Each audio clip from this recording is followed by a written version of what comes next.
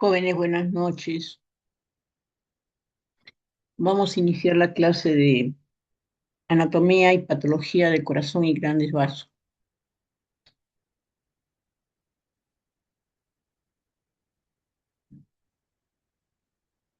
Quisiera saber si me escuchan bien, si ven bien la imagen y me escuchan bien. Sí, doctora, se ve y se Ya, escucha bien. gracias, Almendra, por contestar. Bueno, vamos a hacer, como siempre, anatomía rapidito y de ahí pasamos a la patología. Las técnicas de imagen, las técnicas que nos permiten, mediante imágenes, evaluar el sistema cardiovascular, tenemos, como siempre, en primer lugar, la radiografía. La radiografía, si bien es un método simple, pero nos da, por lo menos, vamos a ver crecimiento de cavidades y la alteración del sistema vascular.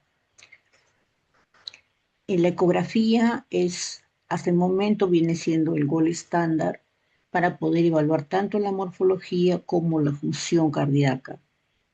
La tomografía también tiene sus métodos que vamos a ver, la resonancia magnética que cada vez cobra mayor auge y la medicina nuclear tanto con el SPECT como el PET-CT y el SPECT tanto por fotón único o por tomografía. Entonces vamos a ver la radiografía. ¿Cómo nosotros vamos a evaluar con radiografía? Cuando se toma una radiografía se va a tomar en posterior anterior y lateral izquierda. El tecnólogo médico le va a realizar eso o ustedes tienen que indicar, ya mucho depende de la experiencia del tecnólogo. Entonces, ¿qué vamos a ver? Vamos a ver esto, el corazón en frontal. Cuando nosotros vemos el corazón en frontal, en antero-posterior, vemos que por aquí, por aquí es el lado derecho del corazón y por acá viene el lado izquierdo del corazón.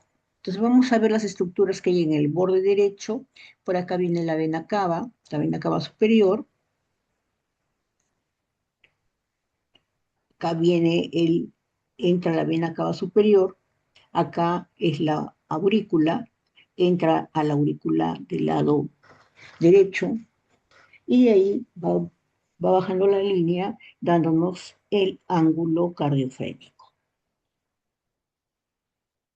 No olviden que estos son siempre ramas de la arteria pulmonar.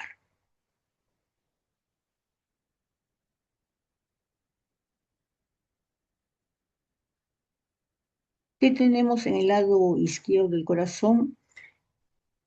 Aquí, en este lado, en la parte central se encuentra la arteria aorta, la aorta ascendente, viene así, da la vuelta, forma el callado de la aorta o el cono aórtico, este de aquí, y aquí viene el cono de la arteria pulmonar, que es como una cabecita, es el cono de la arteria pulmonar aquí, y se da sus ramas, la derecha y la rama a la izquierda.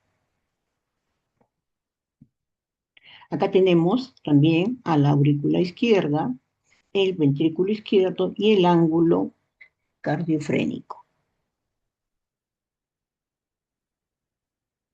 En la incidencia en lateral me va a permitir ver, por un lado, el espacio que está por delante del corazón, este es el corazón, y los vasos, los grandes vasos, los bronquios que se encuentran acá en esta zona. Esta es la región precardíaca y acá atrás está la región retrocardíaca.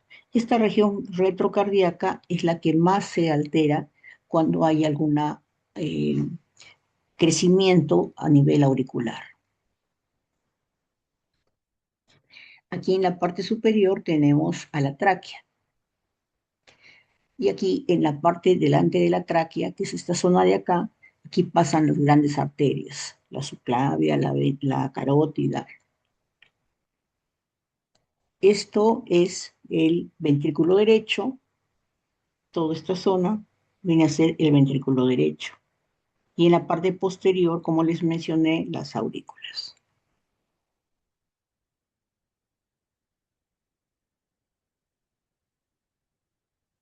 Acá tenemos también a la tráquea, tenemos los grandes vasos alrededor, y en la parte posterior tenemos todo lo que es las aurículas.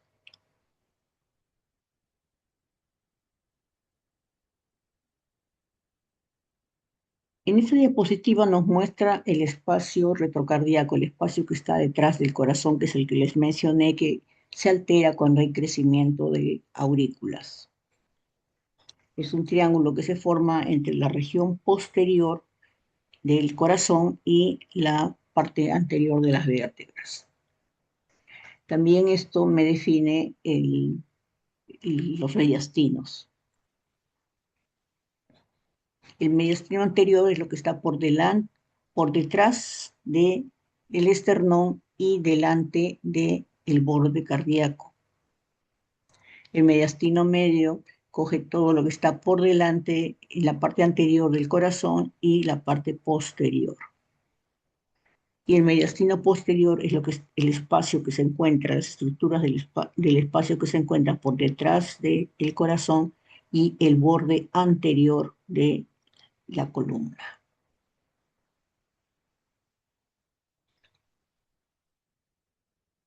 Entonces, ¿qué es el índice cardiotorácico? Como nosotros vamos a saber en una radiografía este paciente tiene o no una cardiomegalia. Entonces, nos sirve básicamente para eso, para ver si hay una cardiomegalia. Entonces, relaciona los diámetros transversos del tórax con los diámetros del corazón. Hay dos formas de poder evaluar este índice cardiotorácico. Una de ellas es dividir la medida del corazón entre la medida del diámetro transverso del tórax. Y esa medida me debe dar como máximo en niños mayores de 1 año y en adultos 0,5. Eso debe ser como máximo. Y en un recién nacido hasta el año es 0,6. Entonces, esta es una forma de hacerlo y la otra forma es la que tienen acá. ¿Qué es lo que se representa? Dice que el diámetro transverso del corazón debe ser menor que la mitad de todo el tórax. Entonces, ¿cómo se hace? Se traza una línea, el que va por la apófisis espinosa por la mitad de las vértebras, una línea que divide por igual ambos lados, y se traza el diámetro transverso de ese hemitórax. Entonces, el corazón no debe ser más grande, la medida del corazón, del diámetro transverso del corazón no debe ser más grande que el tamaño de todo este hemitórax.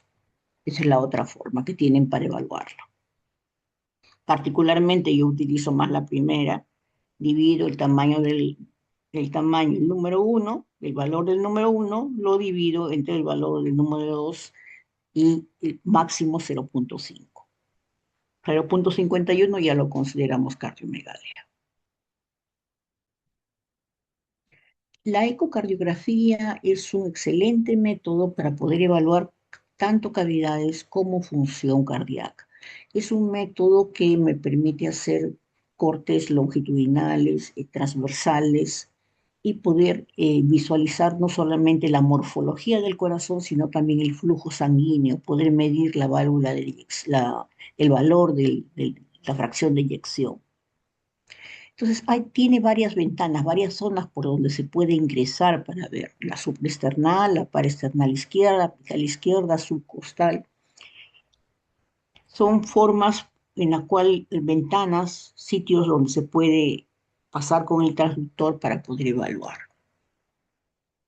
Ahora, la ecografía es operador dependiente. Solamente el que lo hace sabe que está mirando. En la ecografía cardíaca lo hacen los cardiólogos, no lo hacen los radiólogos. Entonces, esta es una ecografía con una ventana supraesternal por encima del esternón, donde estoy viendo acá la aurícula izquierda, la arteria pulmonar, la arteria aorta y la arteria carótida izquierda.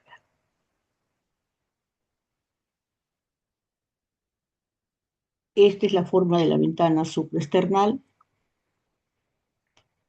por encima del esternón y acá se puede visualizar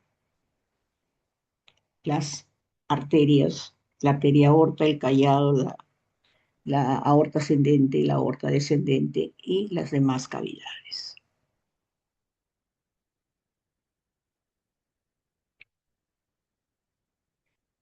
Este es un corte paraesternal.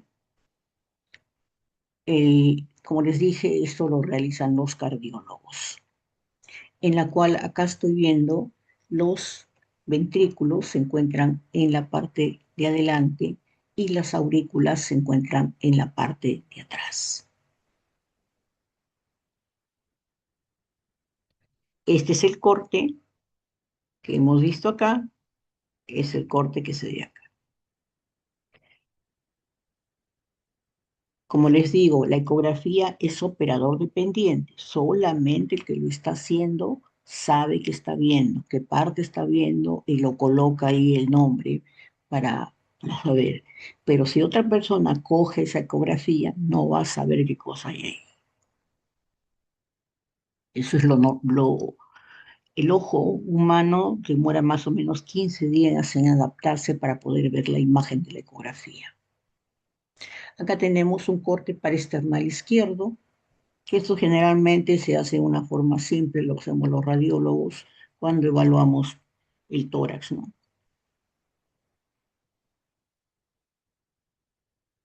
Un corte apical en las cuatro cámaras, esta es la imagen que nos da cuando el transductor está en la parte anterior, miren aquí en la parte y acá se ven los ventrículos en la parte de adelante y las aurículas en la parte de atrás. Acá podemos visualizar también la válvula mitral, acá la válvula tricuspidia y el músculo miocárdico, que es más ancho en el lado izquierdo, en el ventrículo izquierdo, que en las otras cavidades. Entonces son ventanas que se utilizan, acá hay otra ventana que se utilizan para hacer ecografía, que utilizan los cardiólogos para hacer ecografía. Otro de los métodos es la tomografía del corazón y grandes vasos. La tomografía, como tomografía en sí, como parte morfológica, no es de tanta ayuda como lo son los otros métodos diagnósticos. ¿Qué cosa es lo que vamos a poder, qué ayuda se va a dar al diagnóstico con la tomografía? La tomografía me va a permitir hacer cortes axiales, sagitales, coronales, poder hacer reconstrucciones tridimensionales como están viendo acá. Pero recuerden que el corazón es un órgano que está en movimiento. Entonces, al estar en movimiento, no es la imagen más adecuada para poderlo visualizar en tomografía, porque la tomografía son imágenes fijas. Entonces, ¿cómo nos va a ayudar? Miren, en esta reconstrucción tridimensional, este es un corte en sagital. Acá estamos viendo la arteria aorta, el callado de la aorta ascendente, la aorta descendente. Esta es la pulmonar. Y acá abajito está el corazón. Es un corte sagital. Entonces, la tomografía, por un lado, me va a permitir hacer esto, reconstrucciones tridimensionales, y por otro lado, me va a permitir hacer cortes. Entonces, hay tres cortes principales que en su práctica seguro que los van a ver. Uno de ellos es a nivel del callado de la aorta. Se hace un corte por aquí, por esta zona. El otro corte que es importante es aquí a nivel de la ventana aórtica y otro es a nivel de las cuatro cámaras, de las cavidades. En la ventana aórtica voy a ver la arteria pulmonar.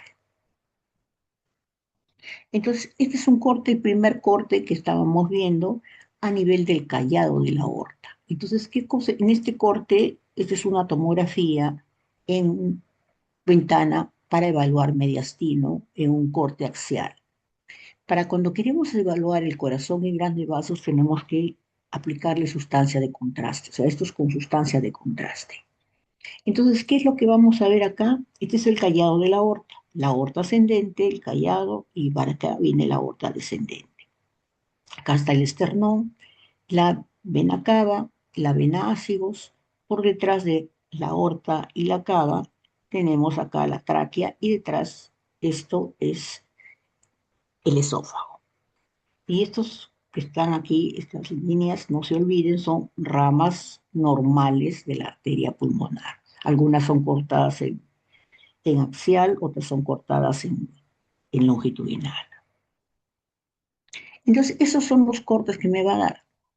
Este, por ejemplo, es el corte a nivel de la arteria pulmonar. Entonces, acá estamos viendo la aorta, acá adelante, y al costado, recuerden lo que veíamos en el lado central del corazón, que veíamos la aorta, que es esto, la vena cava superior, lo veíamos en el lado derecho, y en el lado izquierdo, el tronco de la arteria pulmonar, que es esto como si fueran dos patitas. Es una cabecita con dos patitas. Entonces, este es el tronco de la arteria pulmonar que da la rama derecha y esta es la rama izquierda. Acá está el bronquio derecho, el bronquio izquierdo y la arteria aorta descendente en la parte de atrás. Entonces, así, este corte, este es importante, el corte que les he mencionado, y un corte a nivel de las cuatro cámaras. Nosotros ya son cortes intermedios, que ya sabiendo esos tres cortes, ya es más fácil que ustedes se ubiquen. Acá un corte a nivel de las cuatro cámaras, donde estamos viendo los ventrículos adelante y las aurículas atrás. Y recuerden el lado derecho siempre aquí, el lado izquierdo acá. Entonces, el ventrículo derecho, ventrículo izquierdo, esta es la aurícula derecha, la aurícula izquierda. El miocardio es más ancho en el ventrículo izquierdo.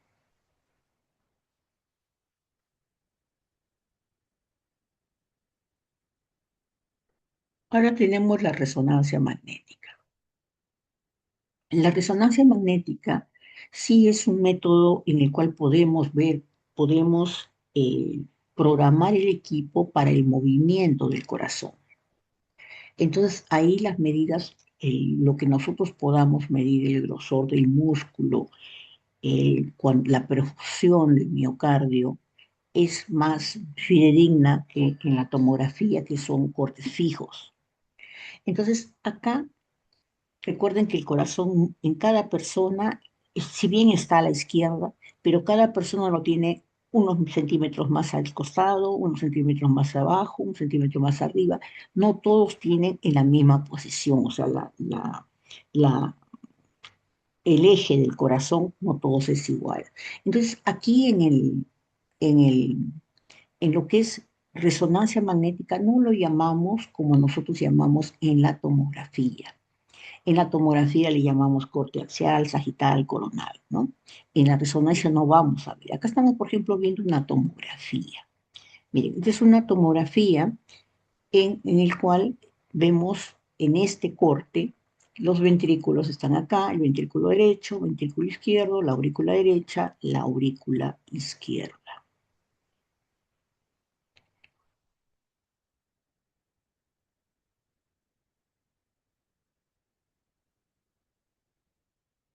Otra de otra de las formas que tenemos para que la tomografía nos ayuda al diagnóstico, hemos visto que hemos podido visualizar la morfología de las cámaras, el tamaño del grosor del músculo cardíaco.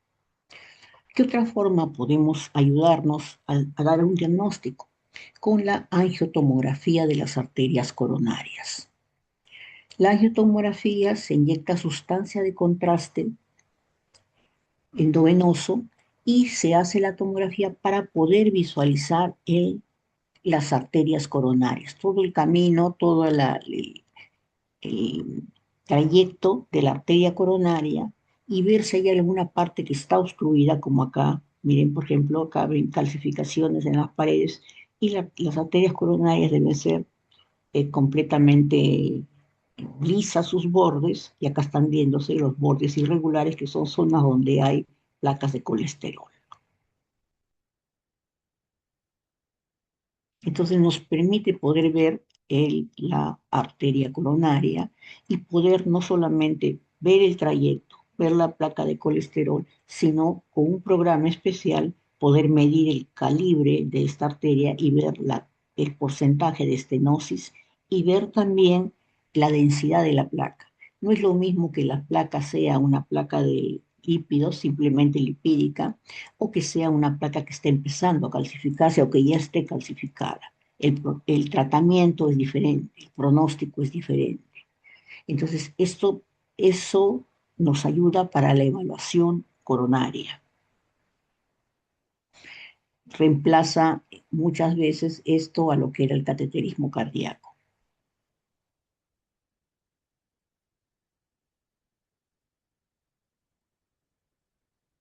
Acá también están haciendo una reconstrucción volumétrica con una endoscopía arterial, estoy aquí, donde vemos la válvula aorta. Estos lo hacen con ecografía, pero es una ecografía tridimensional hecha con un transductor endocavitario, ya sea a través del esófago.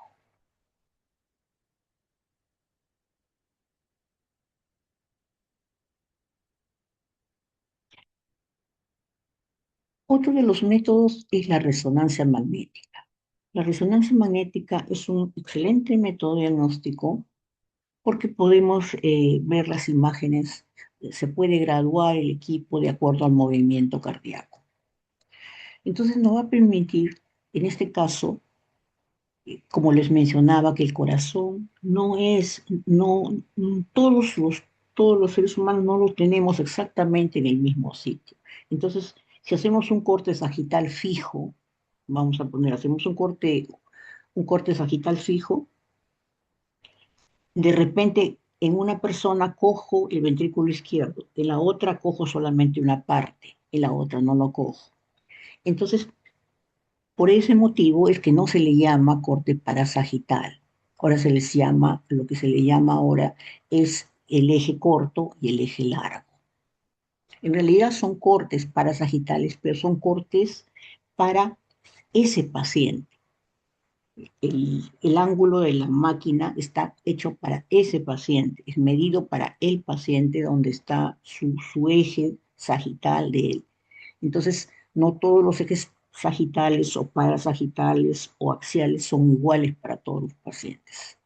Son para uno mismo, para una persona, solamente para una persona, cada uno es diferente.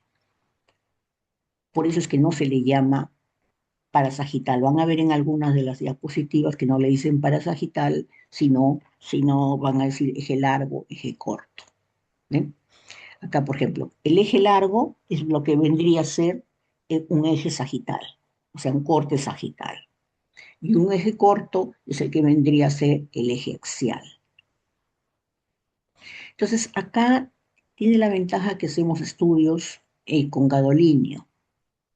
Se estudia el eje en sístole, perdón, se estudia el corazón en sístole y en diástole.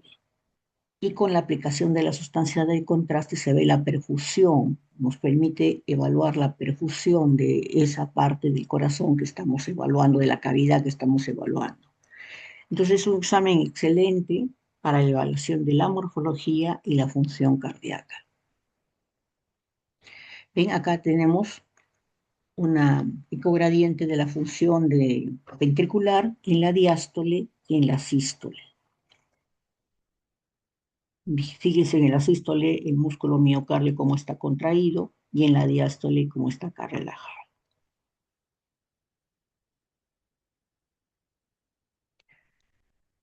Otro de los métodos para la evaluación es la perfusión miocárdica que se hace con el PET-CT. PET-CT o a veces lo hacen también con el SPECT. Acá se utiliza un radiofármaco que me va a ir captando las zonas del corazón de acuerdo a la irrigación de la zona. Entonces, hay zonas que a veces no están captadas, no captan el contraste porque hay isquemia en esa zona. Entonces, para eso me sirve, para eso puedo ver en la perfusión miocárdica. Dicen que la perfusión miocárdica se adelanta 5 años, o sea, desde el momento que te sale normal, 5 años no te va a dar infarto. Después de 5 años puede dar, pero digamos, te asegura que 5 años no.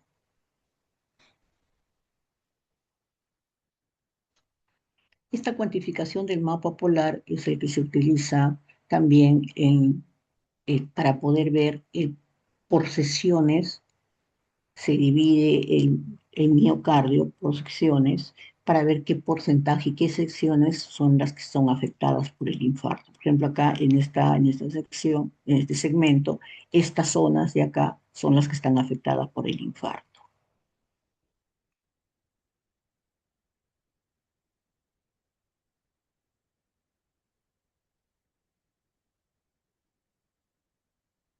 El SPECT del miocardio es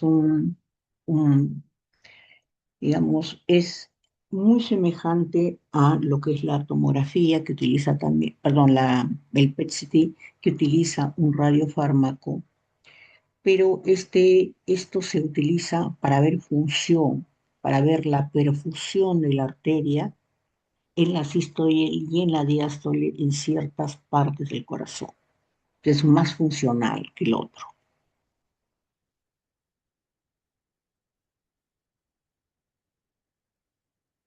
Vamos a ver ahora la patología. Cuando nosotros vamos a evaluar en el corazón y los grandes vasos con radiología, debemos de ver el volumen del corazón, el índice cardiotorácico. Como les digo, el corazón no debe medir más de la mitad de todo el tórax. Hay que ver el volumen de cada cavidad y para poder saber el volumen de cada cavidad tenemos que saber cómo es lo normal. Desde el momento que el índice cardiotorácico está aumentado, ya el volumen de alguna de las cavidades debe haber aumentado. Entonces, sabiendo la morfología normal, se puede saber qué cavidad ha aumentado. Debemos de ver también las dimensiones, la morfología de los grandes vasos y el patrón de vascularización pulmonar, que es muy importante para ver si hay alteración a nivel de la función cardíaca. Entonces, para ver el volumen del pulmón, perdón, el volumen del corazón, se utiliza el índice cardiotorácico. Es lo que ya les mencioné, que no debe pasar de la mitad de todo el tórax. Cuando nosotros sacamos el índice cardiotorácico, sacando la fórmula de el tamaño del corazón sobre el tamaño de todo el tórax y que nos da como máximo 0,5, existen tablas para darnos qué grado de cardiomegalia tiene. Puede ser mínima, moderada, severa. Existen tablas para eso. Es un método un poquito más, digamos, más preciso, ¿no? Entonces, en la radiografía, esto es lo que vemos en frontal y aquí es lo que vemos en la lateral. Recuerden cómo son las cavidades en el corazón, cómo es la aurícula derecha, cómo está el ventrículo derecho está acá abajo, el ventrículo izquierdo es este, por aquí está la aurícula izquierda. Este es el tronco de la arteria pulmonar y acá estamos viendo el callado de la aorta. Fíjense la vascularización pulmonar.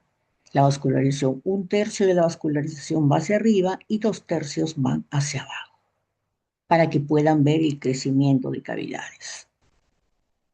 Entonces vamos a ver cómo va creciendo cada cavidad.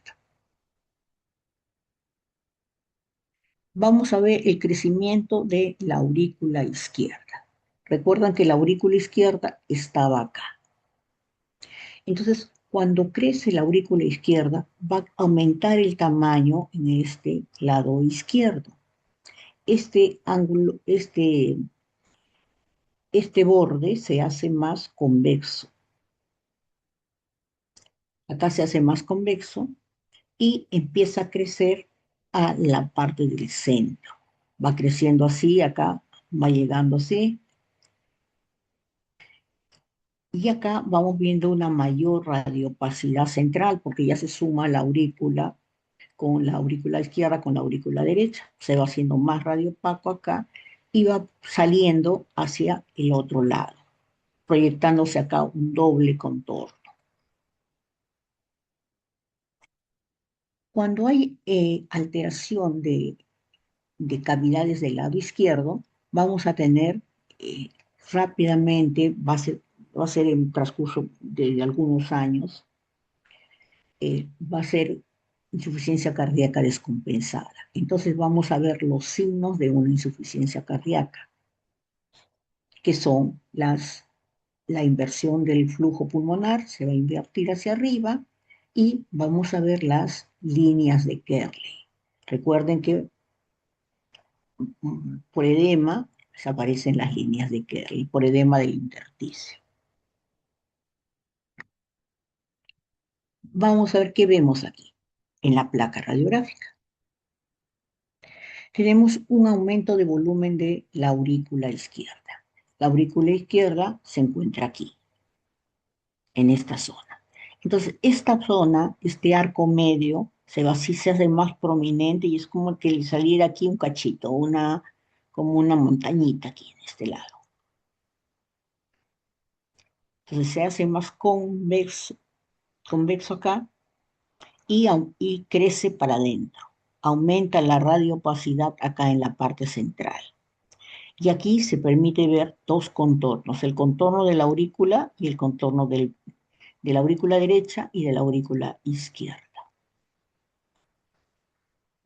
Como crece acá, cuando crecen las aurículas, esto hace que el bronquio se eleva el bronquio. Entonces el bronquio izquierdo, porque ha crecido la aurícula izquierda, va a elevar el bronquio. ¿Qué cosa lo más frecuente que nos causa volumen de la aurícula izquierda? La insuficiencia mitral, la estenosis e insuficiencia aórtica y las isquemias miocárdicas, ¿no? Y la miocardiopatía. Vamos a ver ahora cómo aumenta la aurícula derecha. La aurícula derecha, recuerden que estaba de este lado. La aurícula derecha, cuando crece, va a hacer que aumente el diámetro transverso del corazón. El diámetro transverso aumenta, pero aumenta porque aumenta a expensas de este lado derecho. Entonces acá la convexidad se hace más convexa. Al igual que el otro se hacía aquí, este se hace acá más convexa.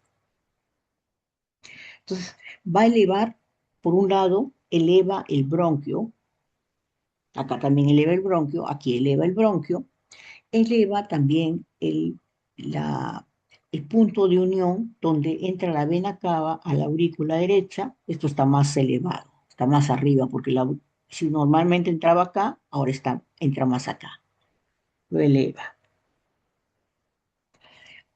Al crecer la aurícula derecha, hace un ángulo, el ángulo que había aquí, que era más o menos un ángulo recto, entre recto y obtuso, esto de aquí se hace agudo. Y esto se acompaña con hígado congestivo. Entonces, el hígado congestivo hace que el hígado crezca, haga una hepatomegalia, y eso hace que se eleve el diafragma del lado derecho. Acá, si bien están viendo un tremendo crecimiento de cavidades, no ven que se altera el flujo vascular, porque acá no se descompensa tan fácilmente como se descompensa cuando es el lado izquierdo. Entonces, esto es lo que tenemos. Mire, acá es una plaquita, bueno, media feita, ¿no? Por no decir bien feita. ¿Saben por qué no se ve bien? Porque hay una escoliosis en la columna. Una escoliosis que lo han tratado de corregir con un clavo.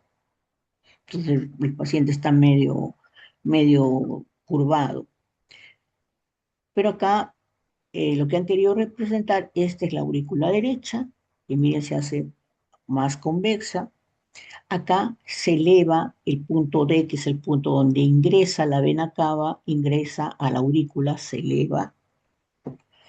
El ángulo cardiofrénico se hace más prominente y hay una elevación del hemidiafragma derecho por una hepatomegalia por hígado congestivo.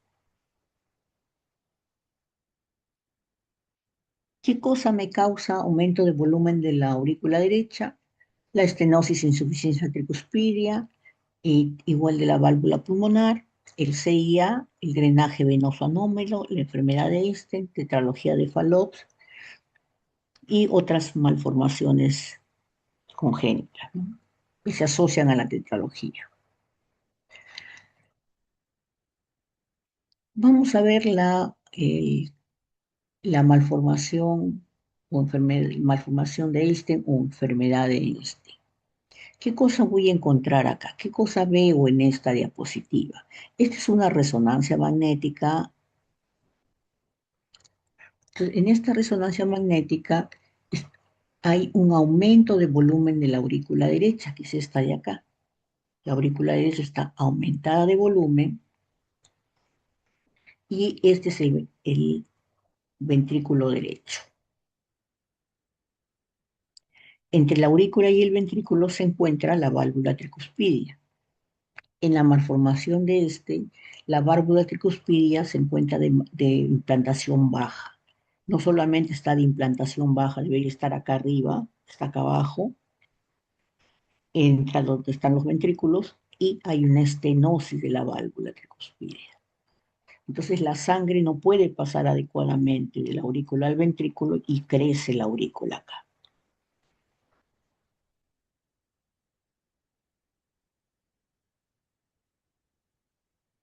Ahora, el ventrículo derecho. El ventrículo derecho es la cavidad que más crece cuando hay cardiopatías de tipo congénito. Ahí es donde más van a ver ustedes, sobre todo en el CIB, que es el más frecuente, y todas las malformaciones que acompañan al CIB. Entonces, acá tenemos cómo crece la aurícula derecha. Perdón, el ventrículo derecho. Recuerden, el ventrículo derecho se encuentra acá abajo. Entonces, cuando crece, la punta se para. Es como que algo de acá abajo le eleva la punta del corazón. Es decir, la punta del corazón está paradita, no se ve redondita así.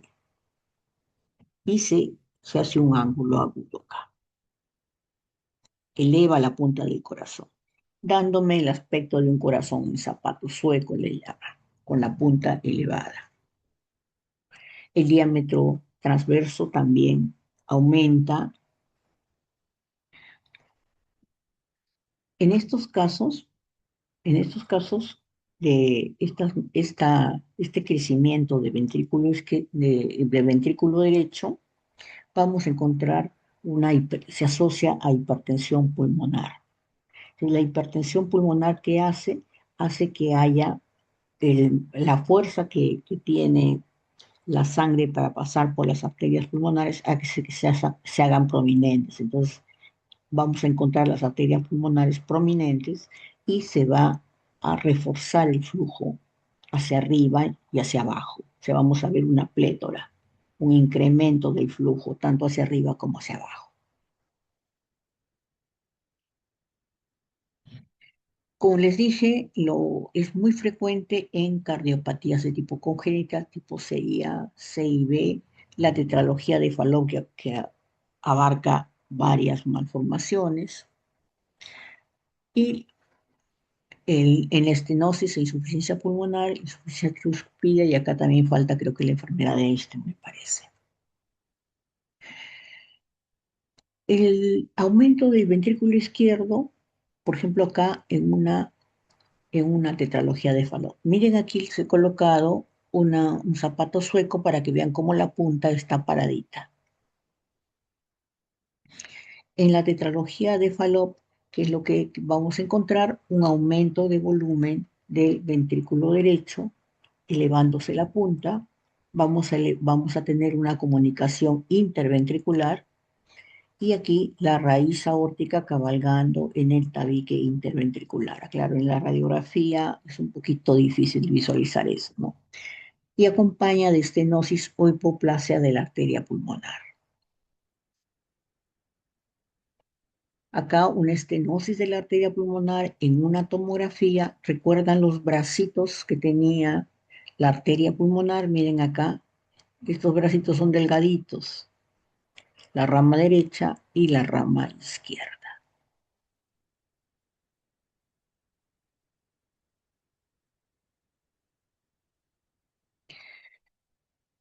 ¿Cómo se ve el aumento de volumen del ventrículo izquierdo?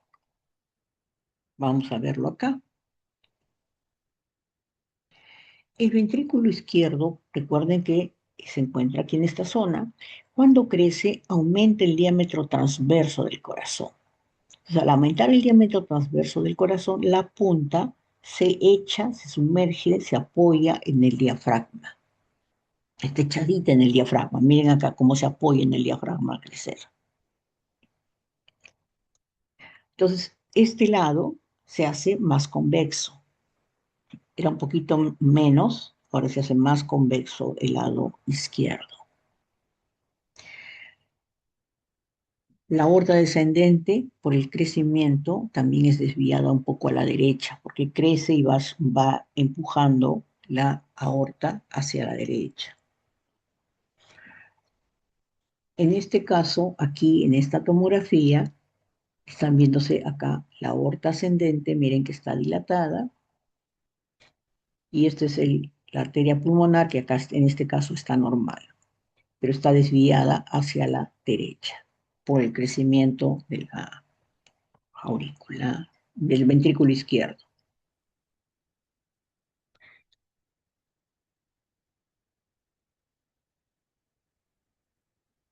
Ahora vamos a ver la insuficiencia cardíaca congestiva. La insuficiencia cardíaca congestiva tiene tres etapas. En la insuficiencia cardíaca congestiva vamos a tener un problema cardíaco. Entonces vamos a tener una cardiomegalia. Pero esta cardiomegalia es una cardiomegalia que no es simétrica, no por todos lados no crece por igual. Puede crecer el ventrículo, puede crecer la aurícula. Entonces no es una cardiomegalia simétrica por igual. Entonces va a crecer una cavidad más que la otra. El, la insuficiencia cardíaca congestiva, ¿qué cosa hace? Hace que al no haber una buena función del corazón, se redistribuye el flujo vascular, o sea, el flujo venoso aumenta. Entonces, el flujo venoso va a aumentar y va a hacer que la sangre vaya con mayor fuerza hacia arriba, hay mayor, eh, hay una inversión del flujo, el flujo, ya, si normalmente era dos aquí y uno arriba, ahora se invierte. Se empieza primero se iguala, uno, uno, y después se invierte, se va haciendo más, se va yendo más hacia arriba. Eso es lo que se llama la redistribución arterial del flujo. Esa es la primera etapa de la insuficiencia cardíaca. El corazón sigue funcionando mal y ese ya la sangre que está en la vena, la sangre venosa, que está aumentado el flujo, empieza a exudar líquido de la sangre al intersticio y el intersticio del pulmón se empieza a dematizar. Se dematiza y aparecen las líneas de Kerley. ¿Se acuerdan que era por edema de los tabiques interlobulares? Entonces empiezan a aparecer la línea de Kerley en la base, por engrosamiento de los tabiques interlobulares. Las líneas de Kerley B, las líneas de Kerley A, las que se van hacia arriba,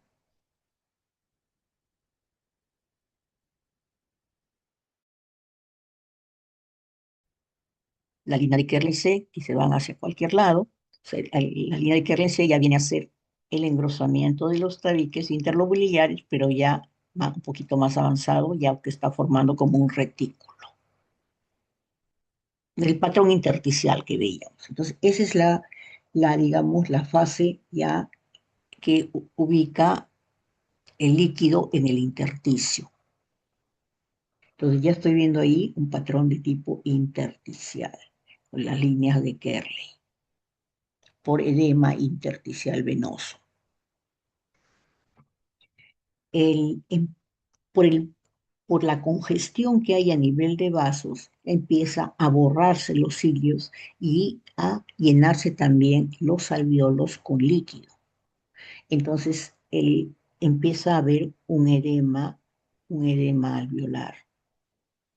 Los alvéolos se llenan, al igual que el intersticio se llena con líquido, los alvéolos también. Y empieza a haber un patrón de tipo alveolar en alas de mariposa, ¿se acuerdan? Y si sigue avanzando, va a condicionar un derrame pleural. Ya la pleura se altera. Este es el, digamos, el grado más avanzado de una insuficiencia cardíaca descompensada, el edema agudo de pulmón. Ahora recuerden que el edema agudo de pulmón tenemos de causa cardiológica, que es por descompensación cardíaca, y de causa no cardiológica. Ambos me dan la misma imagen. Entonces acá el edema agudo de pulmón hay de causa cardiogénica y de causa no cardiogénica. Entonces el edema agudo de pulmón, los alvéolos se empiezan a llenar con, con agua, con líquido, y me van a dar ese patrón de tipo alveolar algodonoso en alas de mariposa, que es lo mismo que voy a encontrar en una fase ya muy avanzada de una insuficiencia cardíaca. Entonces, acá voy a ver lo mismo que vi en la insuficiencia cardíaca, línea de Kerley, y después ya se forma el patrón de tipo alveolar en alas de mariposa. Como es un patrón alveolar, voy a encontrar broncograma y alveolograma aéreo. O sea, algunos alveolos y algunos bronquios que no tienen, no están llenos todavía de líquido, tienen aire en su interior, que es lo que están viendo acá. Esa parte negrita todavía son bronquios que todavía permanecen con aire.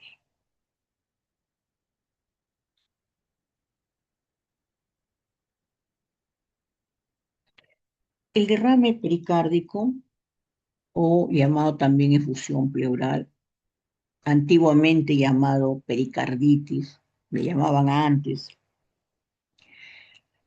Esto hace que el líquido se acumule, o sea, se acumula el líquido entre el pericardio parietal y el pericardio visceral.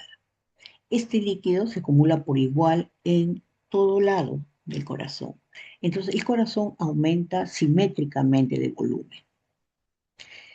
La mayoría de derrames, el 90% de los derrames, no son de causa cardiológica, son de otro tipo de etiología. Por ejemplo, pacientes con una nefropatía diabética, pacientes que están en diálisis, eh, las colagenopatías también me producen derrame pericárdico, infecciones, cánceres. Entonces, el corazón aumenta de tamaño, pero no porque aumente el corazón. O sea, en la placa se ve un aumento de tamaño, pero no como les digo, por las cavidades cardíacas, sino por el pericardio. Entonces, es de bordes, es una cardiomegalia simétrica, es de bordes bien definidos, nítidos, bordes regulares, y me da este corazón en una forma de una botella, de un botellón, con su pico acá. Esa es la forma de botellón, la imagen en botellón. O otros le llaman que tiene forma triangular. Bueno, yo no le veo mucho el triángulo, pero bueno, lo que le ponen, ¿no? Y esto hace que las uniones, donde se ve la aorta, las uniones anatómicas no se visualicen bien. Como no es problema cardíaco, no hay alteración del flujo vascular. Acá otro derrame pericárdico, miren, el corazón está crecido de bordes regulares, no hay aumento del flujo vascular y las uniones donde llega la vena cava, en la aorta, no se ve claramente. Donde cruzan los bronquios no se ve claramente. Las uniones, las estructuras se difuminan por el crecimiento, pero no hay alteración del flujo, porque no es problema vascular, no es problema cardíaco, perdón. El taponamiento cardíaco se produce cuando es mucho el derrame pericárdico y condiciona que comprima el ventrículo izquierdo. Ustedes saben que el ventrículo izquierdo es el que da la función del corazón, es el que más trabaja. Entonces comprime el ventrículo izquierdo, comprime el ventrículo derecho y comprime la función no se puede dar, ¿no?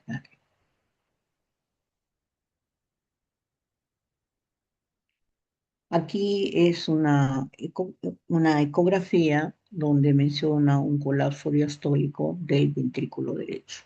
Acá lo que se puede visualizar que el ventrículo derecho está chiquitito por el derrame pericárdico que está acá alrededor.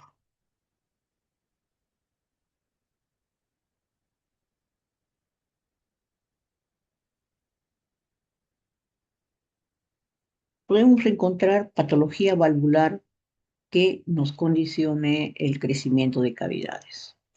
Una de ellas es la estenosis de la válvula mitral. Recuerden, la válvula mitral va a hacer que el lado izquierdo del corazón aumente, sobre todo la aurícula izquierda. Al no haber, al haber una estenosis de la válvula, no pasa adecuadamente la sangre y empieza a dilatarse. Entonces la aurícula izquierda se dilata, hay una dilatación acá, miren cómo se hace más convexo, una mayor radiopacidad acá y se ve un doble nivel, doble el borde de la aurícula derecha y el borde de la aurícula izquierda, son los dos bordes, lo que se llaman el signo de la doble burbuja, le llaman.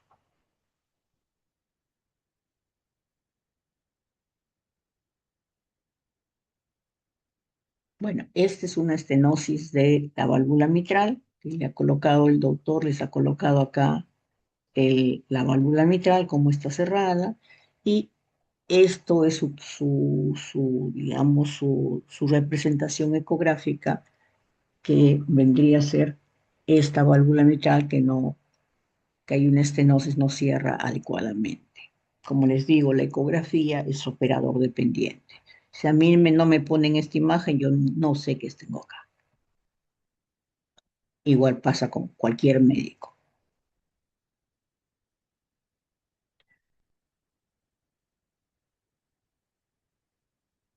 En esta, en esta resonancia magnética están viendo una estenosis mitral grave de origen reumático. Miren aquí, está tan cerrada la válvula que no hay pasaje. Acá miren cómo está cerrado. Hay dificultad para el pasaje de la sangre.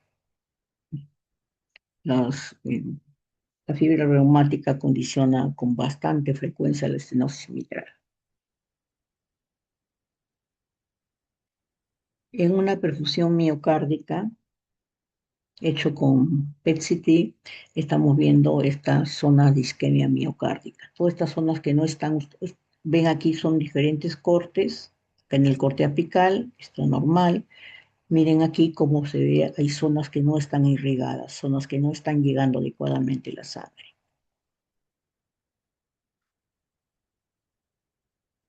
Estos son exámenes que los interpretan los cardiólogos. Mm.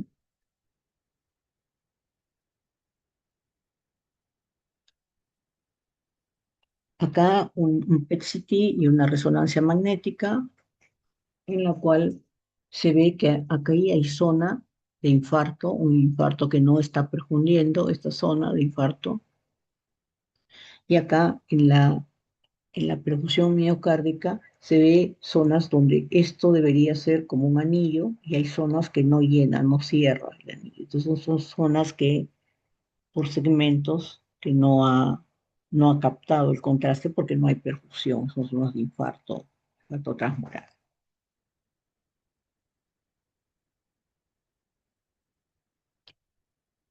Una miocardiopatía visto con una resonancia magnética.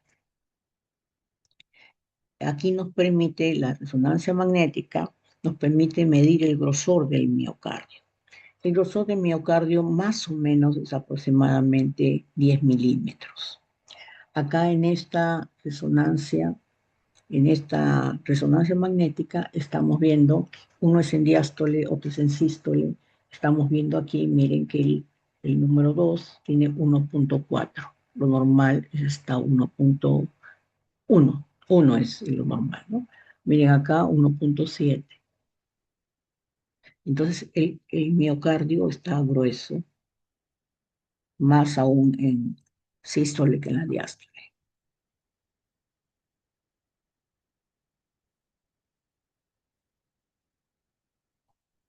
Aquí una amiloidosis, una amiloidosis cardíaca que condiciona una cardiopatía restrictiva. La amiloidosis hace que se ponga duro el músculo y el músculo no puede bombear adecuadamente la cantidad de sangre. Entonces, acá ven el músculo que está duro, engrosado, igual el tabique interventricular también se encuentra engrosado. Entonces, la función cardíaca no es buena. Bueno, esa es la última, chicos.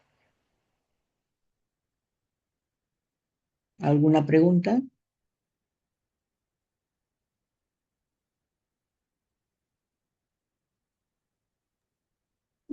No, doctora, todo claro.